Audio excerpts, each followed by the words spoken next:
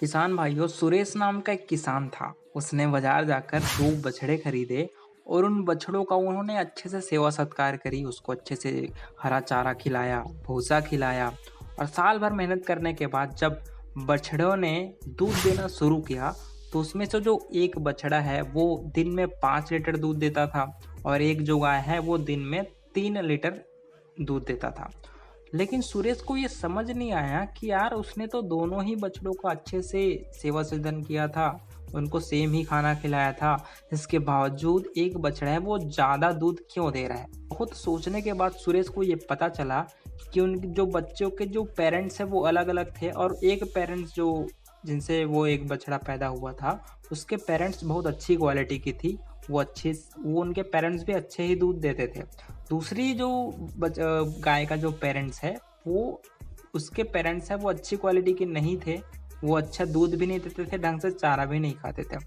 तो ये सब कारण जानने के बाद सूरज को समझ में आया कि यार पेरेंट्स के अच्छा होना कितना ज़्यादा ज़रूरी है। मछली पालन में भी सेम कॉन्सेप्ट लागू होता है कि अगर आप जहाँ से बच्चे खरीदे हैं वहाँ के ब्रूडर की क्वालिटी अगर अच्छी नहीं है तो आपके बच्चे जो स्पॉन या फिर फ्राई आपने लाया है वो ज़रूर जल्दी मर जाएंगी, या तो इनका सर्वाइवल रेट भी बहुत अच्छा नहीं आएगा और साल भर पालन करने के बाद भी उनका जो ग्रोथ है वो बहुत अच्छे से नहीं होगा। तो दोस्तों, इसी प्रॉब्लम के सॉल्यूशन के लिए आपका भाई, आपका मछली वाला भैया उन्मेश डहरिया हाजिर है कि आपको ये पहचानने के लिए, नॉलेज देने के लिए कि अच्छे बच्चे की क्वालिटीज़ क्या क्या होती हैं और क्वालिटीज़ के क्राइटेरिया क्या होते हैं और क्या कारण है कि अच्छे क्वालिटी के बच्चा है उसका प्रोडक्शन बहुत कम होता है।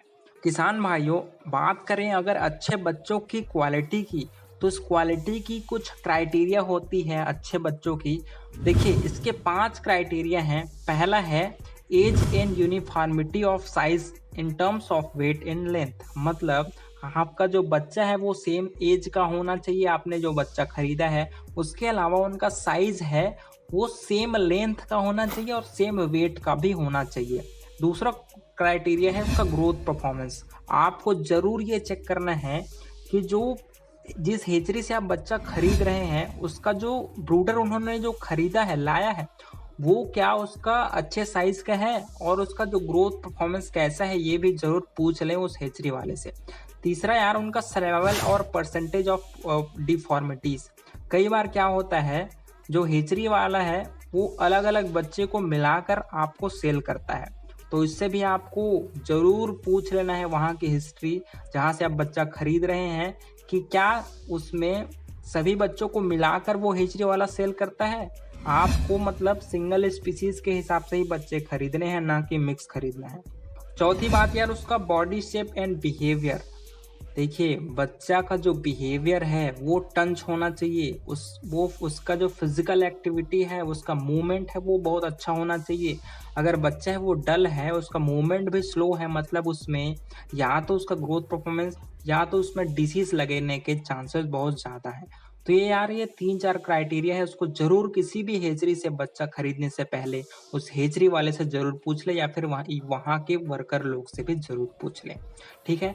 अब दूसरी बात आती है कि हाउ, कि आप कैसे बच्चे के क्वालिटी को असेस कर पाएंगे। इसके 2 तरीके हैं। पहला है फिजिकल ऑब्जर्वेशन, कि आप मछली को थोड़ा उठाकर अपने हाथों से देखिए कि उसके स्किन में कोई पैरासाइट तो नहीं चिपका है, उसमें कोई फंगल इन्फेक्शन तो नहीं लगा हुआ है। दूसरी बात, उसके जो गिल है उसको भी देखिए कि गिल में भी कुछ जो पैरासाइट है वो तो चिपका नहीं हुआ है। क्योंकि मछली पालन है वो टोटल डिपेंड है कि आपके बच्चे की क्वालिटी कैसी है। आप अगर डिसीज वाले बच्चे अपने तालाब में डाल देंगे तो आपकी पूरी मछली है वो या तो मर जाएंगी या तो उसका ग्रोथ परफॉर्मेंस है वो भी कम आएगा।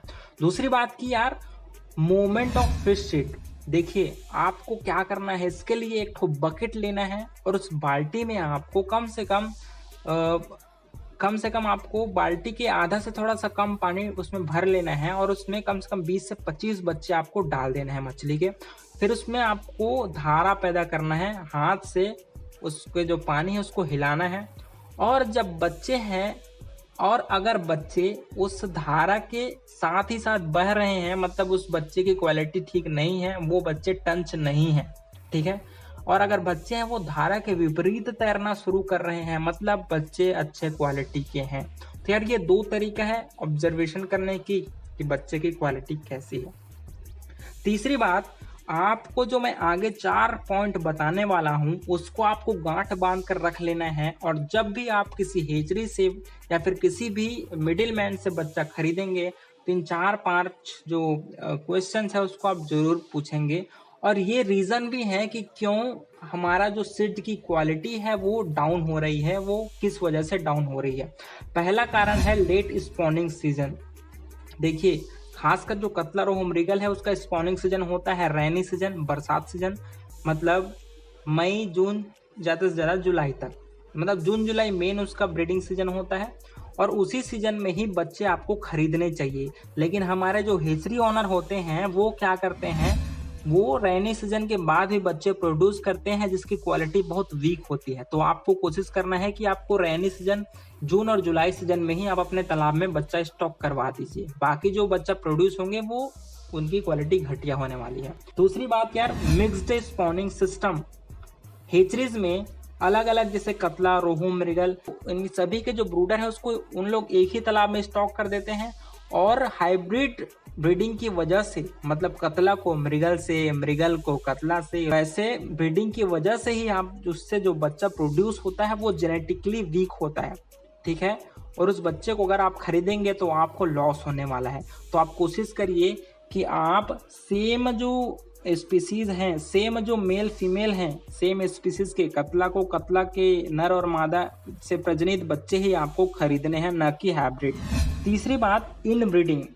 इनब्रीडिंग का मतलब होता है कि अगर हम लोगों ने आसपास एरिया के पेरेंट्स से ही बच्चे प्रोड्यूस किए हैं, सेम ब्रूडर से बच्चे प्रोड्यूस किए हैं आसपास एरिया के, तो वो क्या होता है, उनमें जेनेटिकली वीक बच्चे पैदा होते हैं। जैसे हम लोग अगर आदमियों में बात करें तो हम क्या करते हैं, सेम कास्ट के लड़कियों या फिर लड़कों से ही शादी करवाते हैं, लेकिन उनका गोत्र है वो सेम नहीं होना चाहिए।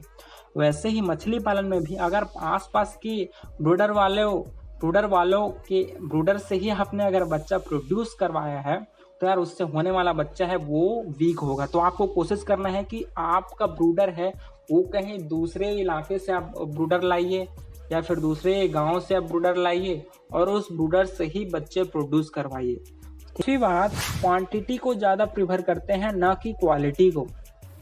मैं खुद बच्चा लेने जब जाता हूँ तो वहाँ पर फार्मर्स आते हैं दोस्तों, तो वो बोलते हैं कि यार मुझे कम साइज का बच्चा जो जिसका संख्या ज़्यादा हो, है ना। इसकी वजह से क्या होता है, उनका सर्वाइवल रेट बहुत कम होता है। मैं प्रेफर करता हूं कि एडवांस साइज के बच्चे अपने तालाब में डालेंगे और उसका क्वालिटी भी अच्छा हो, है ना। तो मैंने आपको 4-5 कारण बताए कि क्यों हमारे इंडिया में बेड क्वालिटी के बच्चे प्रोड्यूस होते हैं और क्यों फार्मर है वो अपना सिर पकड़ के बैठ जाते हैं जब उनका बच्चा है, उनका जो मछलियां है उसका ग्रोथ बहुत कम आता है साल भर दाना खिलाने के बावजूद। तो आपको क्या करना है, लेट स्पॉनिंग सीजन वाले बच्चे को नहीं खरीदना है, मिक्स्ड स्पॉनिंग सिस्टम वाले मतलब हाइब्रिड बच्चे को नहीं खरीदना है। उसके अलावा आसपास के एरिया से ही ब्रूडर लाकर उनसे जो बच्चा प्रोड्यूस कराया गया है उस बच्चे को भी आपको नहीं खरीदना है।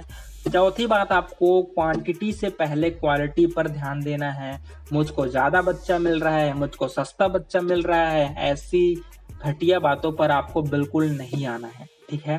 तो यार इन सभी इंपॉर्टेंट पॉइंट्स को आप जरूर अपने दिमाग में लाइए, और बाकी कोई प्रॉब्लम आता है तो नीचे कमेंट करके बताइए। उसके सॉल्यूशन के लिए आपका मछली वाला भैया उमेश दरिया हमेशा आपके साथ खड़ा हुआ है। तो वीडियो पसंद आया होगा तो वीडियो को लाइक कर दीजिए और ऑस्कर फिशरीज चैनल को सब्सक्राइब कर दीजिए। Thank you, thanks for watching.